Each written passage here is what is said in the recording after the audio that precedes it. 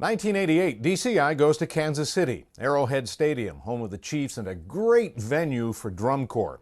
It was a fascinating year politically as the fall of communism was set in motion.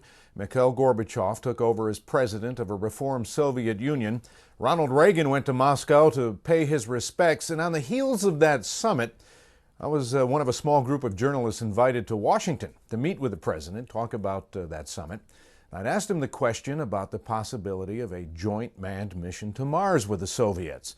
President Reagan looked at me and said, "Well, as you know, we recently sent an unmanned craft to Mars, and frankly, looking at the pictures, I don't know why anyone would want to go there."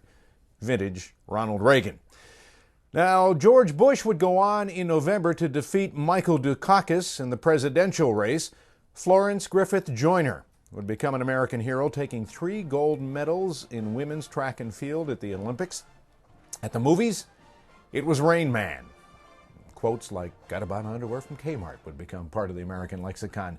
It surprised a lot of critics when that film was named Movie of the Year, and we had some surprises critically and otherwise in Kansas City on the field. It was a mixed-up year in Kansas It City. sure was. You'll remember how... A hot year, too. It was the drought. We had a wild year there. The judges were literally picked out of a hat to decide what shows they would judge that week at championships.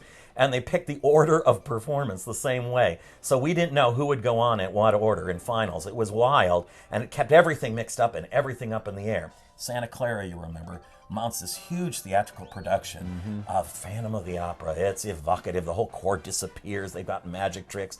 They land up in second for the 4th time, beating Phantom in number of seconds. They get the bridesmaid prize. But the real story is the Madison Scouts. They are absolutely in character. It's their 50th anniversary. They go to Europe. Knocked them dead. Knocked them dead. Pandemonium wherever they went. They come home and win the title.